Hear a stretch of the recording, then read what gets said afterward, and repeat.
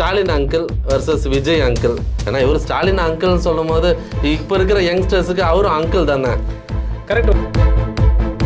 But விஜயை வந்து அரசியல்வாதியாக பார்க்க நிறைய பேர் காத்துக்கிட்டு இருக்காங்க. ஆனால் விஜய் வந்து இன்னமும் நடிகராக தான் இருக்காரு. குறைந்தபட்ச நாட்டு மக்களுக்கு தேவைப்படுற விஷயத்துல வரிச்சுமை இவ்வளவு வாங்குறீங்களே, அதுக்கு நீங்க என்ன செஞ்சீங்க திரு மோடி அவர்களே? இதே இந்த இடத்துல ஐயா திரு ஸ்டாலின் அவர்களோ இல்லை ஐயா திரு எடப்பாடி பழனிசாமி இருந்தாங்கன்னா 3 லட்சம் பேரோ இல்லை 4 லட்சம் பேரோ கூடியிருந்த கூட்டத்துக்கு 1.5 மணி நேரம் பேசியிருப்பாங்க. இளைய தலைமுறை என்னன்னா வாட் ப்ரோ, சம்மோ ப்ரோ, எப்படி பேசினா பார்த்தீங்கன்னா அங்கே இருக்கவங்க பேசுறது பயங்கர வைபு ப்ரோ. 25% எங்க இருக்கு? திராவிட கட்சிகள் விஜயை பார்த்து பயப்படுறதா ஒரு சில மூத்த பத்திரிகையாளர் ஒரு மெர்சல் காட்டுறாங்க. விஜய் அவர்கள் வந்து மெர்சல் காட்டுறாரோ, விஜய் வந்துட்டு பர்மிஷன் கேட்டா கொடுக்கலன்றது, கோர்ட்டுக்கு போய் வாங்குறதுன்றது, விஜய் அப்போ கோர்ட் ஏகப்பட்ட கொஸ்டின் மார்க் போடுறது, அதெல்லாம் இல்லாம நீங்களும் மக்கள் கிட்ட போங்க, விஜயும் மக்கள் கிட்ட போங்க. சினிமாக்காரனுக்கு வந்து அறிவு இல்லாதவனும் இல்லை, அரசியல்வாதிங்க பெரிய அறிவாளி இல்லை அப்படின்ற மாதிரி சொல்றது அரசியல் களம் வேற, இங்க சினிமாக்காரன்றது அந்த விஷயத்தை இன்னும் வந்து தன்னைத்தானே இவரே சொல்லிக்கிறாரு. கிட்டத்தட்ட லைட்டா கமல் பேசுன மாதிரி இருக்கா, புரியாத மாதிரி. மீனவ சமுதாயத்துக்கு இன்னைக்கு பெரிய அளவுக்கு அவங்களுக்கு வந்துட்டு மீன் பொருளுக்கு விலை கிடைக்கல. நெசவாளிகளுக்கு வந்து அதுதான் மோடிக்கு ரெக்வஸ்ட் வச்சுட்டாரு. அதுதான் இந்த சிக்கல் இருக்கு, இதெல்லாம் இருக்கு, இதெல்லாம் நான் சரி செய்வேன்னு சொன்னா அதை பார்க்குற அரசு ஊழியர்கள் உங்க மேல ஒரு நம்பிக்கை. அரசு ஊழியரோட முக்கிய கோரிக்கை என்ன? ஆல்ரெடி எம்ஜிஆருக்கு சொந்தம் கொண்டாடுறதுக்கு பாவம் இபிஎஸ் அங்கங்க பஸ் எடுத்து சுத்திட்டு அவருக்கு ஓபிஎஸ் வந்து வேஷ்டியே கட்ட விடாம பண்ணிட்டாரு கோர்ல. இப்ப நீங்க என்ன பண்றீங்கன்னா எம்ஜிஆர் கட் அவுட் வைக்கிறீங்க. ஏன் கட்சி தொடங்கினப்ப தெரியலையா? நீங்க வச்சிருக்கலாம்ல. சைக்கிள் கேப்ல வந்து கேப்டனை வச்சுட்டு வைரத்தை இழந்து விட்டோம், தங்கத்தை இழந்து விட மாட்டோம்னு ஒருத்தர் வச்சுக்கிறாரு கட்ட விட்டாங்க. எல்லாரும் போட்டோவே நீங்க எடுத்துக்கிட்டீங்கன்னா ஐயா விஜயகாந்த் இருந்தப்ப அதிமுக தொண்டன் பாவம் ஃபர்ஸ்ட் உங்க தொண்டங்களுக்கு அரசியல் சொல்லி கொடுங்க. அந்த ஓட்டை அங்கிருந்து எடுக்கிறதுக்கு இந்த வேலையை பண்றாரு. அதே மாதிரி திமுகல சிறுபான்மையினர் ஓட்டு அதை எடுக்கிறது திமுக இருந்து. இந்த 2 திராவிட கட்சிகள் பத்தி அவருக்கு தெரியல. பூத்துல 2 பேரும் ஒன்றாயிடும். இப்ப எல்லாருடைய ஒரே ஒரு கேள்வி என்னன்னா, கேப்டனோட பசங்க இருக்காங்க. இதுல சமுத்திரகனி சொல்லியிருக்கிறாரு, சசிகுமார் சொல்லியிருக்காரு, அவருக்கு ஒரு படம் பண்ணணும் கேப்டன் இருக்கிற இடத்துல. நீங்க ஒரு ஆடியோ லான்ச் ஃபங்க்ஷனுக்கு நீங்க கலந்துக்கலாம்ல. விஜய பிரபாகரையோ இல்லை அவர்களையோ இந்த மாதிரி வந்து மாநாடு வச்சிருக்கேன், கேப்டன் வந்து எனக்கு பழக்கம், எனக்கு கேப்டன் பிடிக்கும், என்னோட மானசீக குரு, மாநாட்டுக்கு வாங்க. கரெக்ட். கூப்பிட்டுருக்கலாம்ல. கண்டிப்பா. இந்த அரசியல் கூட வந்து நம்ம இங்க உட்காந்து பேசுங்க. மதுரை மண்ணின் மைந்தருங்க, மதுரையில தெரிக்க விட்டாருங்க அந்த மாநாட. அப்ப சோசியல் மீடியா கிடையாது. நாங்க தனியா தான் நிற்போம், நாங்க தனியா தான் போவோம்னா சூப்பர். நீங்க வந்து நான் இப்ப சொல்றேன், பத்திரிகையாளரா சொல்றேன், திரு ஐயா உதயநிதி ஸ்டாலின் முதலமைச்சர் ஆவறத வேடிக்கை பார்க்கறதுக்கு விஜய் வேலை செய்யறாரு. சீமான் அவர்கள் முடித்துக் கொண்டார். இருக்கிற தம்பிகளை பாதுகாக்கணும், இருக்கிறவர்களுக்கு அரசியல் சொல்லணும். இப்போ நான் என்ன சொல்றேன்னா, நாம் தமிழர் கட்சி நாளைக்கு சீமான் வந்து நான் திடீர்னு சாமியாரா போயிடுவேன்ப்பா, என்னை ஏத்துக்கல அப்படின்னா, இதே 1.5 வருஷத்துக்கு முன்னாடி பாராளுமன்ற தேர்தல் இருந்ததுல அன்னைக்கு பேசியிருக்கலாம்ல. அன்னைக்கும் தமிழக மக்களுக்கு மோடி பிடிக்கல தானே. இதே எடப்பாடி பழனிசாமி அவர்களை மாஸ்டர் படம் நினைக்கிறேன், கரோனா காலத்துல அந்த இது வந்தப்போ ஸ்பெஷல் காட்சி வேணும் அப்படின்னு சொல்லிட்டு போயிட்டு இப்படி நின்று வாங்கி பர்மிஷன் வாங்கி படம் ஓட்டிக்கிட்டீங்க. இன்னைக்கு என்ன சொல்றீங்க? எடப்பாடி பழனிசாமி ரொம்ப தெளிவா இருக்காரு, விஜய் வரப்போறது இல்லைன்ற முடிவு. அந்த பச்சை கலர்ல பஸ் எடுத்துக்கின்னு 110 தொகுதி சுத்திட்டாரு கிட்டத்தட்ட. ஸ்டாலின் அவர்களே, நீங்க செய்யலன்னா நானே பரந்தூருக்கு போயிட்டு மக்களை திரட்டி தெரிக்க விடுவேன். இப்படி இழுத்தெல்லாம் பேசுனீங்கல்ல, இன்னைக்கு சொல்லலாம்ல தேதி. பரந்தூருக்கு என்னைக்கு வருவேன், எத்தனாம் தேதி வருவேன், ஸ்டாலின் இன்னும் 1 வாரத்தை எனக்கு பதில் சொல்லி ஆகணும். முதல்வர் சொல்லலன்னா பரந்தூர் போறேன், I am coming. Statement, political statement. அவரு கஷ்டப்பட்டு அப்பான்னு கொடு அப்பான்னு கொண்டு சொல்லி அதுல போயிட்டு நீங்க வந்து அங்கிள் ஆக்கி விட்டீங்க அவரை. ஆனா நீங்க மட்டும் அங்கிள் ஆக மாட்டீங்க, தாய் மாமன் ஆவீங்க. தமிழர்களுக்கு பெரியப்பா, சித்தப்பா, அத்தை, அண்ணன், தம்பி, தாய் மாமா உறவெல்லாம் நிறைய இருக்கு. நீங்க அரசியல் தலைவர் வண்டி போதும்.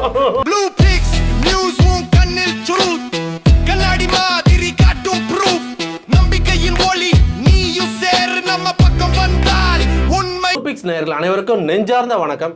இன்னைக்கு நம்முடைய அரசியல் பார்வையில் ஒரு முக்கியமான விஷயம் அலச போகிறோம். அதை பற்றி பேசுறதுக்காக நம்முடைய நண்பரும் அரசியல் விமர்சகருமான கோட்டீஸ்வரன் அவர்கள் இணைந்திருக்கிறாரு.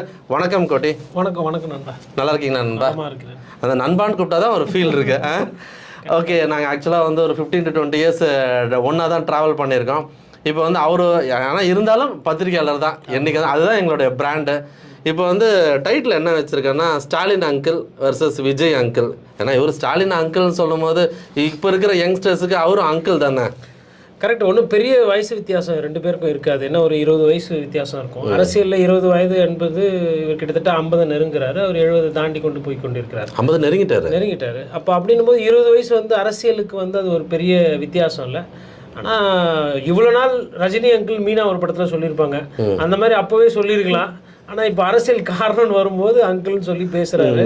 பட் என்னன்னா திருப்பியும் வந்து ஒரு ஸ்கிரிப்டடாக தான் இருந்ததுன்ற மாதிரி நான் பார்க்குறேன் இன்றைக்கி. ஏன்னா ஒரு விஷயம் ஃபஸ்ட்டு வந்து விஜய் அவர்களுக்கு வாழ்த்துக்கள். ஏன்னா இந்த செல்ஃபோன் காலத்தில் வந்து ஒரு தொண்டர்களை ஒரு இடத்துல கூட்டுறது, ஒரு அது 2 லட்சமோ 3 லட்சமோ எவ்வளோ, அது வந்து ஒரு கடினமாக கரெக்டாக சொன்னீங்க, ஒரு ஈஸியான திங் கிடையாது.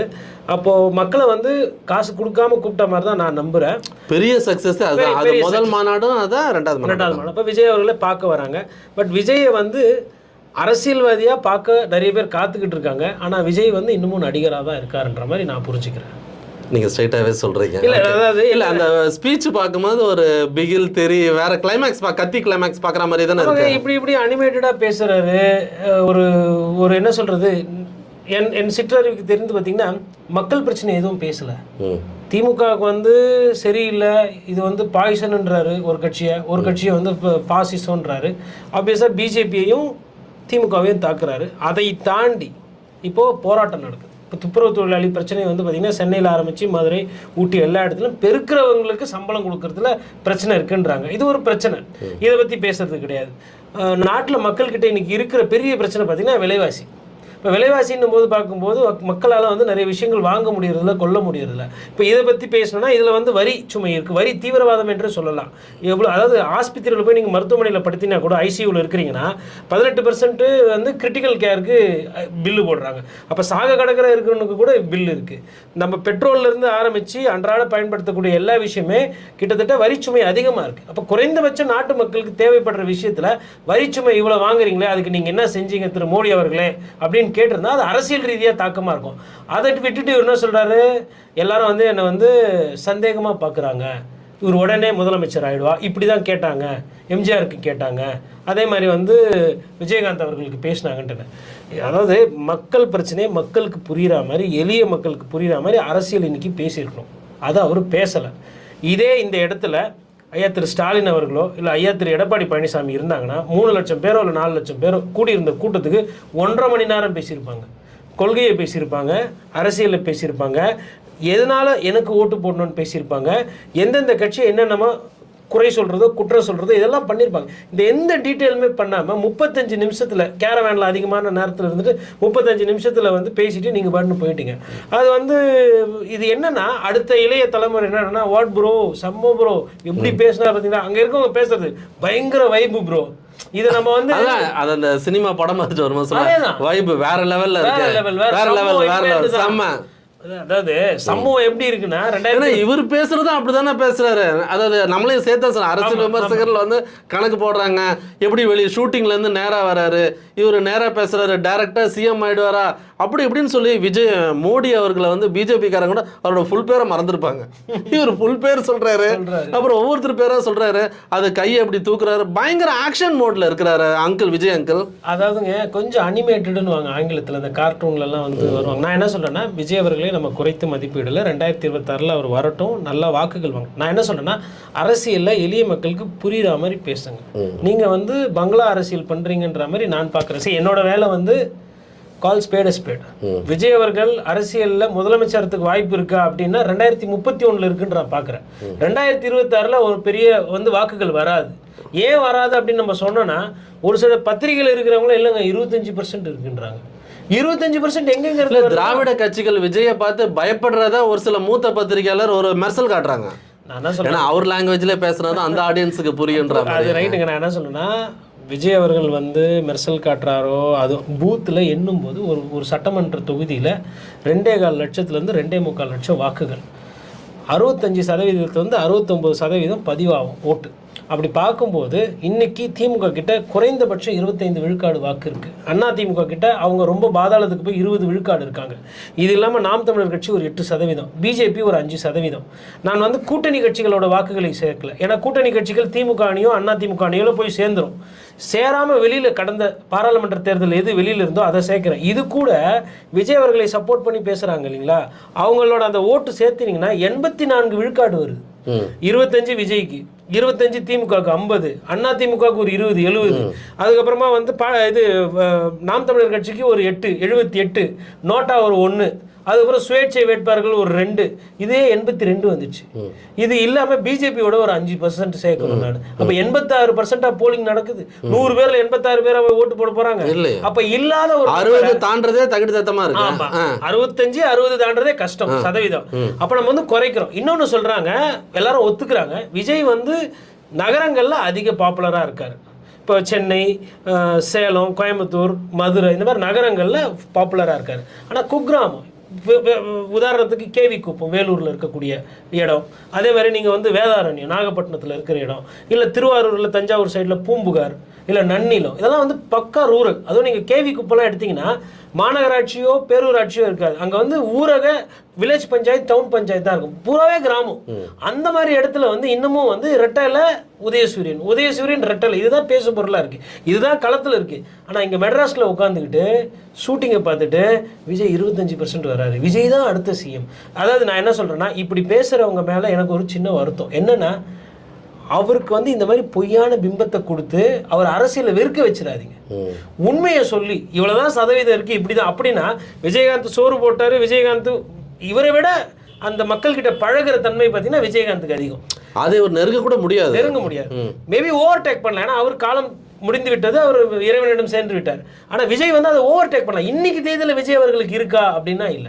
அப்போ நீங்க வந்து what bro, what uncle, sorry uncle இப்படி சொல்றீங்க. நான் என்ன சொல்றேன்னா, திமுக நீட் விஷயத்துல ரகசியம் தெரியும், ஆட்சிக்கு வந்தவன ரத்து பண்ணுங்கன்னு சொன்னீங்கல்ல, ஏன் செய்யல? எங்க பதில்? இத்தனை குழந்தை செத்து இருக்கு, அனிதால இருந்து ஆரம்பிச்சு மாணவ அதுவும் குறிப்பா இதை பேசியிருக்கோம் விஜய். ஏன் பேசியிருக்கோம்னா, இளைஞர்கள் அவரை நம்புறாங்க, மாணவ சமுதாயம் அவரை நம்புது. அதே மாதிரி அடுத்து மோடியோட வீம்புனாலே வைராகத்தினால தான் இருக்குன்னு அதுல இன்னொரு 4 பாயிண்ட் பேசியிருக்கணும். அப்போ மக்கள் பிரச்சனையை பேசுறதுக்கே உங்களுக்கு பயிற்சி தேவைப்படுது. அப்போ மக்களோட பிரச்சனை வந்து பயிற்சி பண்ணிக்கணும், வேற வழி கிடையாது. இப்போ இது வந்து ஸ்கிரிப்டடான பேச்சுன்னு சொல்றீங்களா? ஸ்கிரிப்ட் கூட இல்லைங்க, அவருக்கு என்ன தோணுதோ அதை ஒரு 30 நிமிஷம் டயலாக் டெலிவரி நல்லா பேசுறாரு. அதாவது சினிமா படத்துக்கு நல்லா பேசலாம், இதை ஷூட்டிங்க்கு நல்லா இருக்கும். நீங்க ஒரு பூத் நான் சொன்ன அந்த 2.25 லட்சத்துலேருந்து 2.25 லட்சம் 300 பூத் வரும். இந்த 300 பூத்துல நீங்க ஊர்லயோ கிராமங்களையோ போய் பார்த்தீங்கன்னா 1500 ஓட்டா அது பிரியும். அப்போ கவுண்டிங் அன்னைக்கு வாக்கு பெட்டியில போடுற அன்னைக்கு 900லேருந்து 1100 ஓட்டு பதிவாகும். இந்த 900லேருந்து 1100 1200 ஓட்டு வாங்குறதுக்கு உங்களுக்கு கிளை கழக செயலாளர் இருக்கும், நகர செயலாளர் இருக்கணும், மாவட்ட செயலாளர் இருக்கணும். உங்களை தவிர்த்து வேறு யாருக்குமே தெரியல. அங்கே ஐயா ராஜ்மோகன் அவர்கள் நல்லா கொள்கை பேசுவார், அவர் பேசுகிறாரு, கொள்கை பரப்பு செயலாளர். ஆதவ அர்ஜுன் தெரியும், பத்திரிகையில் இருக்கிற எனக்கே வந்து ஒரு 3-4 பேருக்கு மேலே தெரியல. நிர்மல்குமார் போய் பாஜகலேருந்து சேர்ந்துருக்காரு. 214 தொகுதிக்கு வேட்பாளர் இருக்கா? அதனால நான் கூட வியந்து பார்த்தேன். இல்லை, முதல்ல அவங்க சைட்ல வந்து நீங்க சொன்ன மாதிரி ராஜ்மோகன் ஆகட்டும், ஆதவ அர்ஜுனா இருக்கட்டும், அவங்க வந்து க்ரௌட் புல்லரும் கிடையாது. அவங்க பேசுகிற பேச்சு வந்து பெரிய அளவுக்கு இல்லை, அவங்களது பெரிய இம்பாக்ட் கிரியேட் பண்ணல. இல்லை ஆக்சுவலாக வந்து இவங்க பேசுகிற விஷயம் விஜய்க்கு வந்து, அதாவது அந்த டைம் ஒரு 10 நிமிஷம் அவங்க பேசணுன்றதுக்காக பேசுகிற மாதிரி இருக்கு. இல்லைங்க, தலைவர் தான் வந்து அடுத்தவங்களை தயார் பண்ணணும். தலைவரே அப்டேட் ஆகாம இருக்காரு. சரி, இவங்க பேசினாலும் அதை அவரு ரசிக்கிறாரா? பாசறை மாதிரி வச்சு இவங்களுக்கு பயிற்சி கொடுக்குறாரா? நல்ல தமிழ்ல மக்கள் பிரச்சனை புரியுற மாதிரி பேசுறாங்களா? இல்ல மக்கள் ஒன்றும் இல்லைங்க, சாதிய கொடுமை இருக்கு, லாக்அப் டெத் இருக்கு, ரேஷன் கடையில் சரியான அரிசிகள் வந்து பிரச்சனைகள் இருக்கு, பொங்கலுக்கு வந்து பரிசு தொகை கொடுக்கலன்றாங்க, தாலிக்கு தங்கத்தை நிறுத்திட்டேன்றாங்க, லேப்டாப் கொடுக்கலன்றாங்க, ஒரு சில இடத்துல 1000 ரூபாய் பிரச்சனைகள் இருக்கு. அதாவது மக்களுக்கு ஒரு சில திட்டங்களை கொடுத்துட்டு நிறுத்தினது, சொல்லிட்டு செய்யாம விட்டது, இந்த மாதிரி பிரச்சனைகள்லாம் இருக்கு. அப்போ களத்துல திமுகவும் அண்ணா திமுகவும் ஏதோ ஒண்ணு பண்றாங்க, அரசியல் பண்றாங்க. நீங்க அரசியல் பண்றேன்னு சொல்லிட்டு வந்துட்டு மக்கள் வந்து ஒரு மாற்றத்தை எதிர்பார்க்கறாங்க. புதுசா ஒரு முகம் வந்தா அதற்கு 10லேருந்து 15 விழுக்காடு வாக்கு சதவீதம் எப்பொழுதுமே இருக்கு. ஐயா மூப்பனாருக்கு இருந்துச்சு, அப்புறமா வந்து மதிமுக தலைவர் வைகோக்கு அந்த ஓட்டு இருந்தது, விஜயகாந்த் அவர்களுக்கு அந்த 15% ஓட்டு இருந்தது, விஜய்க்கும் வரும். கமலுக்கு கூட ஒரு 7-8% வந்தது.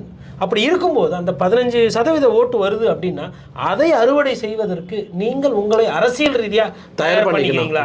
அப்புறம் அவர் கோவமா பேசுறாரு. மேபி நம்ம பத்திரிகையாளர் மேல இருக்கிற கோவத்தை தான் அவர் வன்மமா கக்குறாரு. நம்ம அது இப்ப நமக்கு அதை பத்தி கவலை கிடையாது. ஏன்னா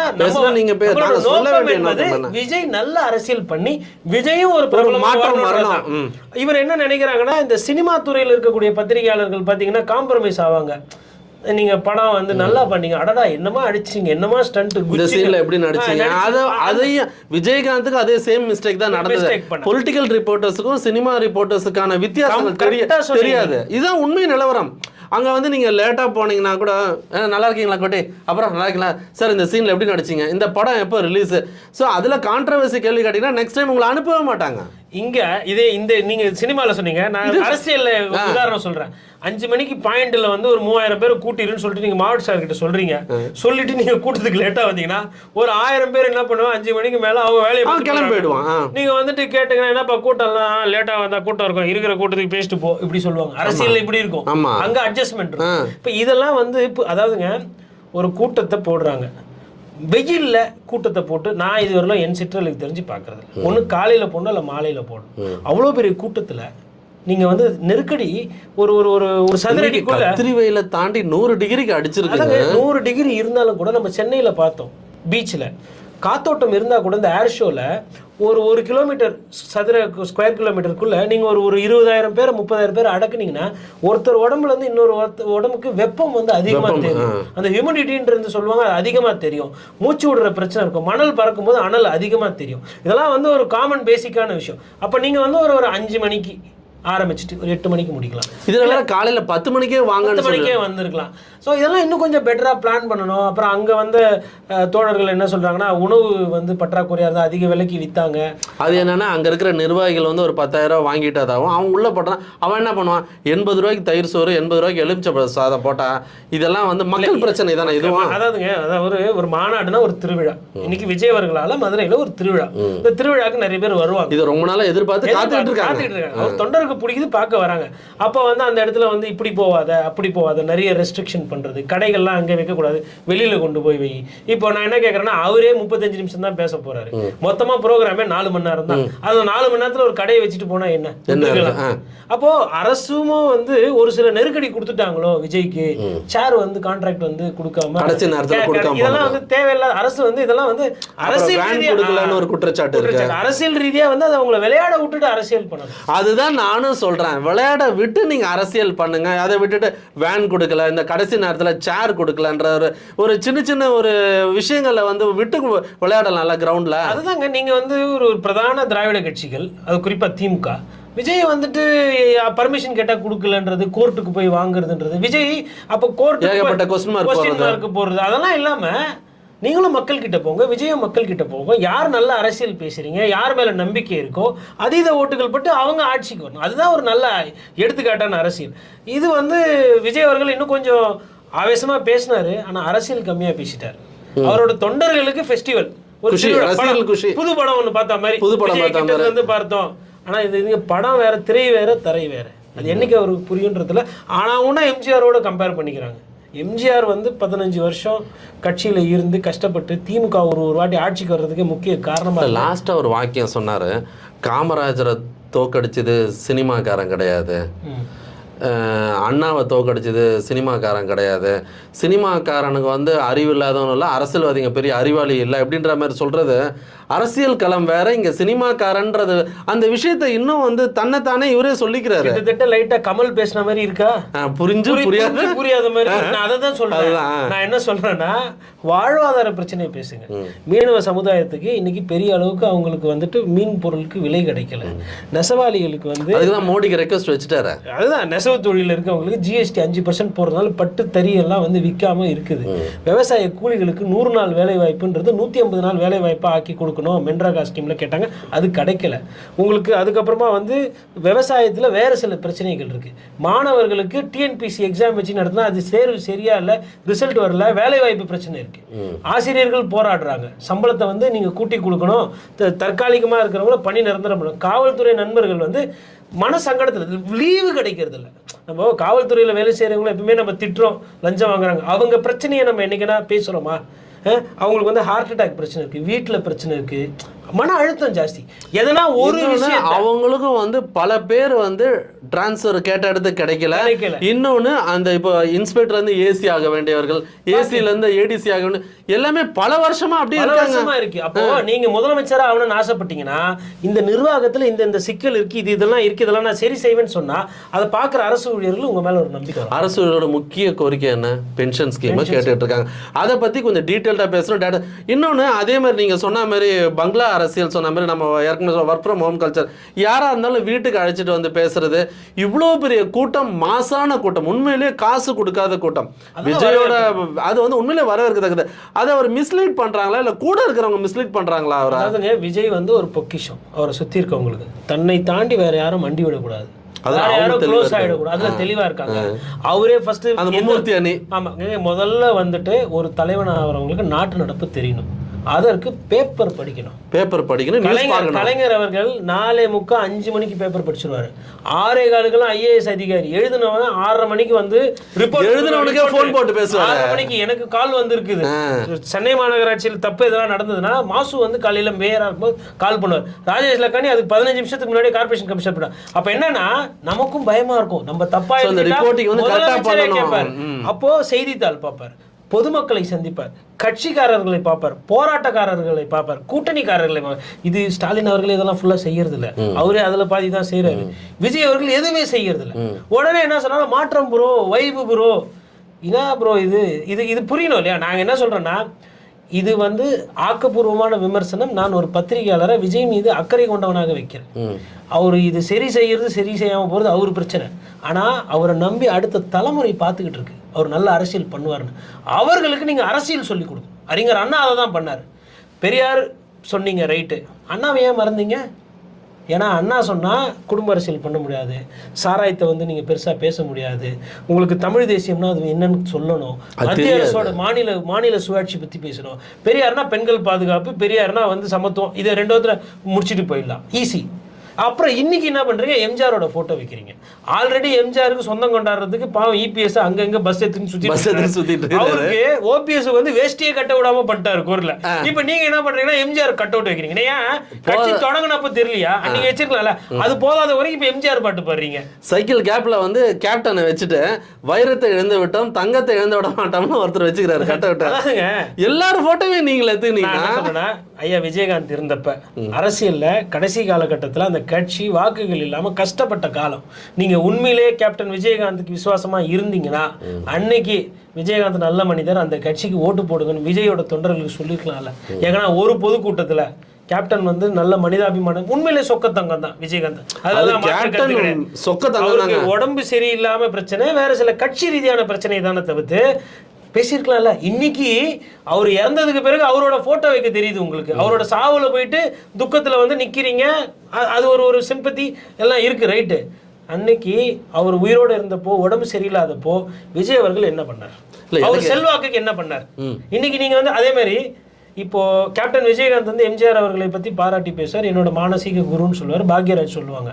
அவங்கெல்லாம் சொன்னாங்கன்னா அவங்க ஏத்துக்கிட்டாங்க. நீங்க இது வெறிலும் என்னைக்குன்னா எம்ஜிஆர் அவர்களை பாராட்டியோ இல்லை எம்ஜிஆர் மாதிரி ரஜினி கூட பேசியிருக்கிறாரு, துரைமுருகன் பேசியிருக்காரு, விஜய் பேசியிருக்காரா? அப்போ இன்னைக்கு அதிமுகவோட ஓட்டை வாங்கணும்னு சொல்லிட்டு அதில் சூசகமாக ஒன்று சொல்கிறாரு. என்ன சொல்கிறாருன்னா, அதிமுக தொண்டம் பாவம், ஃபஸ்ட்டு உங்கள் தொண்டங்களுக்கு அரசியல் சொல்லிக் கொடுங்க, அந்த ஓட்டை அங்கேருந்து எடுக்கிறதுக்கு இந்த வேலையை பண்ணுறாரு. அதேமாதிரி திமுகவில் சிறுபான்மையினர் ஓட்டு அதை எடுக்கிறது திமுகலேருந்து. இந்த 2 திராவிட கட்சிகள் பற்றி அவருக்கு தெரியல, பூத்தில் 2 பேரும் ஒன்றாயிடும்.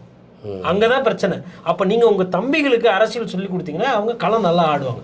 நீங்க திருப்பி what bro, why bro, uncle, aunty இப்படி எல்லாம் பேசிட்டு இருந்தீங்கன்னா எனக்கு வந்து நீங்க சொன்ன மாதிரி இப்போ கேப்டனுக்கு வந்து அவர் சொல்லலை அப்படின்றது, நீங்க கேப்டன் விஷயம் பார்க்க வேணாங்க. அவங்க அப்பா எஸ்.ஏ. சந்திரசேகர் ஒரு பேட்டிலையும் சொல்லுவார், படம் வந்து இவரோட படங்கள் எல்லாம் ஆரம்ப கட்டத்தில் இருக்கும்போது ஃபோன் பண்ணி விஜய்னு கூப்பிட்ற ஒரே ஆள் எஸ்.ஏ. ஃபோன் பண்ணி விஜய் இந்த மாதிரி படம் பண்ணணும் இந்த மாதிரினா, சரிங்க சார் நான் வந்துடுறேன்னா கட் பண்ணி வச்சா இவர் பாத்ரூம்லேருந்து குளிச்சுட்டு வர்றாரா, கேப்டன் உட்காந்துருக்கிறாராம். என்ன சம்பளம் அதெல்லாம் அவனை எப்போ ஷூட்டிங் சொல்லுங்கன்னா, அந்த படம் தான் செந்தூர பாண்டி. அந்த செந்தூர பாண்டியில் அவர் கையை பிடிச்சிட்டு கூட்டு போகிற சீன்லாம் ஏபிசி அந்த 3 சென்டர் ஃப்ரம் டாப் லெவல்லேருந்து கீழே வரைக்கும் கொண்டு போனது. அது வரலாறு. விஜயகாந்தை வந்து கொண்டு போய் அந்த அவர் வந்து சரத்குமாரையும் வளர்த்து விட்டார், பல பேரை வளர்த்து விட்டார். இப்போ எல்லாருடைய ஒரே ஒரு கேள்வி என்னென்னா, கேப்டனோட பசங்க இருக்காங்க. இதில் சமுத்திரக்கனி சொல்லியிருக்கிறாரு, சசிகுமார் சொல்லியிருக்காரு, அவருக்கு ஒரு படம் பண்ணணும் கேப்டன் இருக்கிற இடத்துனா, நீங்கள் ஒரு ஆடியோ லான்ச் ஃபங்க்ஷனுக்கு நீங்கள் கலந்துக்கலாம்ல. கேப்டனை பற்றி கேப்டன் பிரபாகரன் வரும்போது ஒரு வார்த்தை பேசலாம்ல. இன்னைக்கு ஏதோ ஒரு அந்த இன்னைக்கு நான் என்ன சொல்கிறேன்னா, கரெக்டான இடத்துக்கு வந்திருக்கீங்க. அரசியல் ரீதியாகவும் சரி, சினிமா துறை ரீதியாகவும் சரி. இன்னைக்கு தேமுதிமுக, தேசிய முற்போக்கு திராவிட கழகம் எந்த சைடு கூட்டணின்னு இன்னும் தெளிவுபடுத்தலை. அந்த ஒரு ராஜ்யசபா சீட்டுனால அதிமுகவோட சிறு உரசல் இருக்குது. அதே நேரத்தில் திமுக தலைவர் ஸ்டாலின் உடல்நலம் விசாரிக்கிறதுக்கு வீட்டுக்கு போயிட்டு அந்த கூட்டணி விஷயங்கள்லாம் பேசுகிறாங்க. இது அரசியலில் இன்னைக்கு இருக்குது. விஜய பிரபாகரையோ இல்லை அவர்களையோ இந்த மாதிரி வந்து மாநாடு வச்சுருக்கேன், கேப்டன் வந்து எனக்கு பழக்கம், எனக்கு கேப்டன் பிடிக்கும், என்னோட மானசீக குரு, மாநாட்டுக்கு வாங்க, கரெக்ட் கூப்பிட்டுருக்கலாம்ல. கண்டிப்பா இந்த அரசியல் கூட வந்து நம்ம இங்க உட்காந்து பேசுங்க. மதுரை மண்ணின் மைந்தருங்க, மதுரையில தெரிக்க விட்டாருங்க அந்த மாநாட. அப்ப சோஷியல் மீடியா கிடையாது, கேப்டன் டிவில மட்டும்தான் லைவ். குறிப்பிட்ட நியூஸ்ல சேனல் தான் போடுவாங்க. என்ன இருக்கும் இன்னைக்கு பேசு பொருளா இருக்குமா? அவங்க வந்து கூப்பிட்டா வரதுக்கு தயாரா எந்த கட்சியில கூப்பிட்டாலும் போறேன். ஏன்னா அவங்களோட வாக்கு சதவீதம் குறைஞ்சு போச்சு. இன்னைக்கு அந்த டிஎம்டிகேவோட கட்சியோட நிலைமை அப்படி. நீங்க கூப்பிட்டுருந்தீங்கன்னா சந்தோஷமா வந்திருப்பாங்க மேடையில அவங்களுக்கு உட்கார வச்சா. அப்ப என்ன இருக்கும், விஜய் 3வது அணி உருவாக்குறாரா, விஜய் என்ன சொல்றாரு செய்தி, ஒரு சைடு எம்ஜிஆர் பரபரப்பா இருக்கும், அரசியல் களம் வேற ஆல்ரெடி ஒரு 2% ஒரு 2.5% இருக்கு. மேபி அது இவங்களோட சேர்மா அது கூட்டணி அலையன்ஸ் அரித்மெட்டிக். நாங்க தனியா தான் நிற்போம், நாங்க தனியா தான் போவோம்னா சூப்பர். நீங்கள் வந்து நான் இப்போ சொல்கிறேன், பத்திரிகையாளராக சொல்கிறேன், என்னோட 20 வருஷ அனுபவத்தில் வச்சு சொல்கிறேன், திரு ஐயா உதயநிதி ஸ்டாலின் முதலமைச்சர் ஆகிறத வேடிக்கை பார்க்கறதுக்கு விஜய் வேலை செய்கிறார். இது நடக்கும். ஓப்பனாக சொல்கிறீங்க? ஆமாம். அதாவது அதிமுக ஓட்டு போகிறதே எடுத்துக்கணும், திமுக எதிர்ப்பு ஓட்டு எடுத்துக்கணும். அப்படின்னா அவங்க கட்சி ஓட்டு வாங்கிட்டாலுமே அதிமுக வாக்கு சதவீதம் குறைஞ்சிருக்கு. நீங்கள் வந்து என்ன பண்ணுறீங்க, எல்லா ஓட்டையும் உங்கள் பக்கம் திருப்பிட்டு நீங்கள் ஜெயிக்க போகிறதில்ல. உங்களுக்கு வேட்பாளர் இருக்காங்க, கோடிக்கணக்கில் கொள்ளையடிச்சு வச்சிருக்கிறாங்க. உங்களோட வேட்பாளர்கள் 2 தேர்தல் தாங்குவாங்களா, இல்லை 2 வாரம்? எவ்வளோ செலவாகும்னு நினைக்கிறீங்க? வார்டு தேர்தல் இப்போ வந்து ஒரு தம்பி காலையில் பேசுகிறப்பல சீமானை கூப்பிட்டு, டே சீமான் மரியாதை இல்லாமல் தான் வார்டு எலெக்ஷன் கூட உன்னால் ஜெயிக்க முடியாது, சீமானை பற்றி பேசுறது எப்படி இருக்கு அதெல்லாம்? இல்லைங்க, அதாவதுங்க சீமான் அவர்கள் வந்துட்டு ஃபஸ்ட்டு புரிஞ்சுக்கணும். அவர் வந்த புதுசாக வாங்க தம்பிங்க கூட தான் வருவார் ஒரு ஆசையில் இருந்தார். தம்பியோ ஈஸியாக ரோடெல்லாம் போய் அரசியல் களம்லாம் பேசி சேருவாங்க ஆசையில் மண்ணெல்லி போட்டார் யாரு, விஜய். அதுவும் இல்லாமல் இப்போ கடைசியில் அணில் குஞ்சுன்ற ரேஞ்சுக்கு போயிடுச்சு, இங்கிட்டு விளையாடணும் அப்படின்னு குறுக்கா மறுக்கா போடாது. அதான் இதில் வந்து என்னன்னா சீமான் அவர்கள் முழித்து கொண்டார். இருக்கிற தம்பிகளை பாதுகாக்கணும், இருக்கிறவர்களுக்கு அரசி சொல்லணும். இப்போ நான் என்ன சொல்றேன்னா, நாம் தமிழர் கட்சி நாளைக்கு சீமான் வந்து நான் திடீர்னு சாமியாராக போயிடுறேன்ப்பா, என்னை ஏற்றுக்கல அப்படின்னா சீமானோட கொள்கையை பேசுறதுக்கும் தமிழ் தேசியத்தை பேசுறதுக்கும் 10லேருந்து 15 பேரை தயார் பண்ணியிருக்காரு. அதுதான் தலைமை. 1000 கருத்து வேறுபாடு இருக்கும். முன்னுக்கு முரணா பேசுறாரு, முன்னாடி ஒன்று பேசுறாரு, அப்புறம் மாற்றி அதெல்லாம் இருக்கட்டும். இல்லை, அவர் மீது தனிப்பட்ட விமர்சனங்கள் கருத்து வேறுபாடுகள் எல்லாருக்குமே ஒரு விஷயத்துல தீர்க்கமா இருக்காருல்ல. இதுதான் இப்படிதான் அந்த ஒரு விஷயம் பிடிச்சிருக்கு மக்களுக்கு பிடிக்குது. சும்மா அவனே 6-8% ஓட்டு போய் போடல. அவரும் காசு உங்களை விட காசு போனா இல்லாதவங்க. உங்களுக்கு கூட்டம் வருதுனால நீங்க திரையில வந்து பெரிய ஸ்டார். எந்த எலெக்ஷனா இருந்தாலும் அவாய்ட் பண்ணாம நிக்கிறாருல்ல. ஈரோடுல இடைத்தேர்தல் வந்தது, நிக்க வேண்டியதானே. மோடி இன்னைக்கு பிடிக்கல. இதே 1.5 வருஷத்துக்கு முன்னாடி பாராளுமன்ற தேர்தல் வந்ததுல அன்னைக்கு பேசியிருக்கலாம்ல. அன்னைக்கும் தமிழக மக்களுக்கு மோடி பிடிக்கல தானே. அப்பெல்லாம் எப்படி அமைதியா இருந்தீங்க? இப்ப பிடிக்கல. ஏன்னா இப்ப நீங்க தேர்தலுக்கு வரீங்க. அப்போ உங்க சூழ்நிலைக்கு ஏற்ற மாதிரி தான் நீங்க அரசியல் சுயநலம். மக்களுக்கு இதே எடப்பாடி பழனிசாமி அவர்களை மாஸ்டர் படம் நினைக்கிறேன், கரோனா காலத்துல அந்த இது வந்தப்போ ஸ்பெஷல் காட்சி வேணும் அப்படின்னு சொல்லிட்டு போயிட்டு இப்படி நின்று வாங்கி பர்மிஷன் வாங்கி படம் ஓட்டிக்கிட்டீங்க. இன்னைக்கு என்ன சொல்றீங்க, அவங்க வந்து கட்சி நடத்துறாங்களா இல்ல அடிமையா இருக்கிறாங்களான்னு தெரியல, சூசகமா சொல்றீங்க. ஏன் இந்த வேலை? டைரக்டா சொல்லிட்டு போங்க. உங்க தொண்டர்களுக்கு இதெல்லாம் புரியும் நீங்க நம்புறீங்க. அவ்வளவு அரசியல் வந்து அவங்கள நீங்க பதப்படுத்தல. நான் தொண்டர்களை குறை சொல்ல மாட்டேன். அவர்கள் எடப்பாடி இதெல்லாம் அவர் தெளிவா தான் இருக்காரு. எடப்பாடி பழனிசாமி ரொம்ப தெளிவா இருக்காரு. விஜய் வரப்போறது இல்லைன்ற முடிவு அந்த பச்சை கலர்ல பஸ் எடுத்துக்கின்னு 110 தொகுதி சுத்திட்டாரு கிட்டத்தட்ட. அதாவது வண்டியில சுத்துறது 102, இது இல்லாம 8 தொகுதி போய் ஆல்ரெடி ரேக்கி பார்த்துட்டு வந்தாரு. கிட்டத்தட்ட பாதி தமிழ்நாட பஸ்ல போயிட்டு சுத்திட்டு வந்துட்டார். யாரு வந்தாலும் வரனாலும் சரி, நான் மக்கள் கிட்ட போறேன். அறிஞர் அண்ணா சொன்னது அதான், மக்கள் கிட்ட போனா அவங்க ஒரு தொகுதி பார்க்கும்போது உங்களுக்கு தெரியும் மக்களோட ஆரவாரம் நம்மளை ஏத்துக்கிறாங்களா, எதிர்க்கிறாங்களா, முகம் சுளிக்கிறாங்களா, அவங்க பிரச்சனை என்ன. அதுதானே அரசியல். அதை விட்டுட்டு உட்காந்துக்கின்னு இப்படி 35 நிமிஷம் பேசிட்டு இது தெரியல. ஏன்னா என்னோட பிரச்சனை என்னன்றதை நான் சொல்றேன். அரசியல் என்பது மக்களிடமிருந்து வர வேணும், மக்கள் கிட்ட போய் பேசணும். நீங்க எல்லாமே மாநாடு ஸ்டைலில் போயிட்டு ரேம்ப் நடந்துக்கிட்டு இப்படி போனா ஃபுட்பால் மேட்சா நடக்குது. அங்க அரசியல் மக்கள் பிரச்சனை எது தீர்க்கமா பேசினார்? காவல்துறை மரணங்கள் ஆகட்டும், இல்லை மத்திய அரசு பணம் ஒதுக்கலன்னு சொன்னாருங்க. எவ்வளோ பணம் எதில் ஒதுக்கல? கஜா புயலுக்கு ஒதுக்கலையா, இல்லை ஒக்கி புயலுக்கு ஒதுக்கலையா, இல்லை நம்மளோட இதெல்லாம் நான் பார்க்கவே இல்லை, நியூஸ் பார்க்கலங்க. அப்போ எப்படி விவசாயம் கேட்டீங்கன்னா நாங்கள் வைப் பண்ணுவோம் ப்ரோ. நாங்க வந்து ஸ்டாலின் அங்கிள்னுவோம். எப்படி ஸ்டாலின் அங்கிள் வெரி ராங் அங்கிள்னு சொல்லுவோம். அந்த ராங் அங்கிள் உங்களை ராங்க கைட் பண்றாங்களே, அவங்க கிட்ட ராங் காட்டணும். நான் என்ன கேட்குறேன்னா, விவசாயிகள் வந்து மழை அதிகமாக வந்தாலும் பிரச்சனை, மழையே வரலாலும் பிரச்சனை. அப்போது கரும்புக்கு ஒரு குவிண்டாலுக்கு எவ்வளோ, அரிசிக்கு நெல்லுக்கு எவ்வளோ, நெல் மணிக்கு நெல் ஒவ்வொரு வாட்டியும் மழை அதிகமாக வந்துட்டு அது போத்துறதுக்கு பாலித்தீன் இல்லாமல் வீணாக போயிட்டு விவசாயிகள் பாதிக்கலாம்.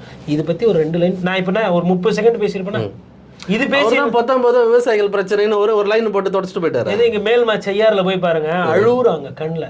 ஏன்னா கத்திரிக்காய், அதுக்கப்புறமா வந்து உங்களுக்கு ஒரு சில வாழை வகைகள், அதுக்கப்புறமா நெல், அதுக்கப்புறமா வந்து உங்களுக்கு அங்கே வந்து வேற இன்னும் ஒரு 2 காய்கறிகள்லாம் போடுறாங்க. 5-6 விஷயங்கள் தொடர்ந்து இருக்கிற இடத்த சிப்காட்டுக்கு கையகப்படுத்தி தொழிலாளிக்கு கொடுக்கணும்னு அது ஒரு பிரச்சனை. பரந்தூர் விமான நிலையம் நீங்கள் சொன்னீங்க, ஸ்டாலின் அவர்களே நீங்க செய்யலைன்னா நானே பரந்தூருக்கு போயிட்டு மக்களை திரட்டி வந்து தெரிக்க விடுவேன், இப்படி இழுத்தெல்லாம் பேசுனீங்கல்ல. இன்னைக்கு சொல்லலாம்ல தேதி, பரந்தூருக்கு என்னைக்கு வருவேன், எத்தனாம் தேதி வருவேன், ஸ்டாலின் இன்னும் ஒரு வாரத்துல எனக்கு பதில் சொல்லி ஆகணும். முதல்வர் சொல்லலன்னா பரந்தூர் போறேன், I am coming statement, political statement. அவரு கஷ்டப்பட்டு அப்பான்னு கூப்பிட்டு சொல்லி அதுல போயிட்டு நீங்க வந்து அங்கிள் ஆக்கி விட்டீங்க அவரை. ஆனா நீங்க மட்டும் அங்கிள் ஆக மாட்டீங்க, தாய் மாமன் ஆவீங்க. தாய் மாமன் இங்க இந்த எல்லாரும் தாய் மாமன். தமிழர்களுக்கு பெரியப்பா, சித்தப்பா, அத்தை, அண்ணன், தம்பி, தாய் மாமா உறவெல்லாம் நிறைய இருக்கு. நீங்க அரசியல் தலைவரா வண்டி போதும். அதனால அதை நாங்க பாத்துக்கிறோம், ஃபேமிலி இஷ்யூ நாங்க பாத்துக்கிறோம். அதனால அரசியல்ல வந்து விஜய் அவர்கள் வந்து இப்போ நம்ம இந்த பண்ற இது நம்ம நகைச்சுவையா பேசுறோம். ஏன்னா விஜய் அவரோட ரசிகர்களுக்குமே அவர் புரிதல் வேணும். எதுக்கு இந்த 2 பத்திரிகைக்காரங்க பேசுறாங்க? விஜய் வீணா போனா பேசுறாங்க இல்ல, விஜய் நல்ல அரசியல், நல்ல அரசியல் பண்ணணும், ஒரு மாற்றம் வேணும். விஜயோட ரசிகர்கள் தான் விஜயோட எல்லா படங்களும் பாத்துருக்கோம், ஸ்கிரீன்ல வந்து பாக்குறோம். ரஜினிக்கு அப்புறம் விஜய பாக்குறாங்க. அந்த அளவுக்கு நல்லா இல்லனாலும் போய் பார்த்தாங்கல்ல. அப்புறம் வேற என்ன, அவர் வந்து உச்ச நட்சத்திரம். அது ஒரு விஷயம் உண்மை. பெருமையில் இருக்கும்போது 200 கோடி 300 கோடி ரூபாய் பட்ஜெட்ல இருக்கும்போது அரசியலுக்கு வர தூக்கி போட்டு அதை பாராட்டணும். அது வேற லெவலு. பட் ஆனா அரசியல்ல வந்து ரொம்ப கத்துக்குட்டியா தான் இருக்காரு. அப்படியெல்லாம் வந்து தமிழக மக்களை ரொம்ப சுலுவா நீங்க இடம் போடுறீங்க. உதயசூரியனும் அங்கூர மாதிரி உட்கார்ந்து இருக்குது. நம்ம கூட சொல்லுவாங்க இதுக்கு இவங்க வந்து பத்திரிகையாளரே மாற்றம். சரி நீங்க எத்தனை பேரை மாற்றுறது? காமராஜரையே தோக்கடிச்ச மண்ணு. அதை தான் சொல்றோம் நாங்க திருப்பி. ஐயா கக்கனோட வாரிசு இன்னைக்கு அரசியல் இல்ல, அறிஞர் அண்ணாவோட புகழ் இன்னைக்கு பேசுறது இல்ல. நல்ல மனிதர்கள் நேர்மை, இன்னைக்கு நேர்மையை பத்தி பேசுறாரு விஜய். கொஞ்சம் அரசியல் சேர்த்து பேசுங்க. யாருமே வந்து தெரிஞ்சு ரியல் எஸ்டேட் புரோக்கருக்கோ இல்லை இடம் அடக்கிறவங்களுக்கோ இல்லை சாராய வியாபாரம் பண்றவங்களுக்கு தெரிஞ்சு ஓட்டு போறதில்ல. ஆனா நம்ம தலையெழுத்து அவங்களும் அரசியல் இருக்காங்க. அது மாதிரி ஒரு 4 பேரை சொல்லிருக்கலாம்ல. இன்னைக்கு கிட்னி திருடு போயிருக்குங்க, கிட்னி திருட்டு நடந்துட்டு இருக்குது அங்கங்க. ஆஸ்பத்திரியில் போய் எடப்பாடி பழனிசாமி சொல்றாரு, திமுக நடத்துற கிளினிக்ல போய் படுக்காதீங்க, கிட்னி திருடிடுவாங்கன்றாரு அப்படின்றாரு. அதையாச்சும் ஒரு 2 லைன் பேசிருக்கலாம்ல. எதையோ திருடினாங்க, கடைசியில வந்து உடல் உறுப்பியே திருடுறாங்க, பயமா இருக்கு, ஏதோ ஒன்று சொல்லிடலாம்ல. அப்ப என்ன ஆயிடும்னா அதை பாக்குற மக்கள் ஆஸ்பத்திரி போனா உஷாரா இருக்கணும் போல, ஸ்கேன் பண்ணி பார்க்கணும், 2 கிட்னி உள்ள வந்ததுக்கு அப்புறம் வேற ஹாஸ்பிடல்ல போய் ஸ்கேன் பண்ணி பார்க்கணும், பார்ட்ஸ் கட்டிட்டாங்க. இதெல்லாம் தான் விழிப்புணர்வு, இதெல்லாம் பண்ணிருக்கணும். இதை நீங்க ஒரு உங்க சினிமா ஸ்டைல்ல சொன்னாலே நல்லா தானே இருக்கும். அவர் எப்படி சொன்னாலும் நல்லா இருக்கும், சொல்லலான்றதான் பிரச்சனை இங்க. ஓகே, நான் வந்து இப்போ இறுதியாக என்ன சொல்ல வரேன்னா, விஜயோட வளர்ச்சியில் முக்கிய பங்கு கூட இருக்கிறவங்களுக்கு இருக்குது. அவங்க கூட இருக்கிறவங்கள நம்பி வர்றதை விட நம்ம அடிக்கடி அப்டேட் ஆகிக்கணும், நடக்கிற நாட்டு நடப்பு சூழலை தெரிஞ்சுக்கணும். ஸோ அழகான கருத்துக்களை நண்பர் கோட்டீஸ்வரன் வந்து பதிவு செஞ்சுருக்கிறாரு. இது மாதிரி இன்னும் பல விஷயங்கள் நம்ம விவாதத்தை கொண்டு வரும். உங்களுடைய அழகான கருத்துக்களை பதிவு செய்தவங்க நன்றி. மீண்டும் ஒரு காலையில் உங்களை சந்திக்கிறேன். நன்றி, வணக்கம். நேயர்களுக்கு நன்றி. Blue Pix News, கண்ணில் truth, கண்ணாடி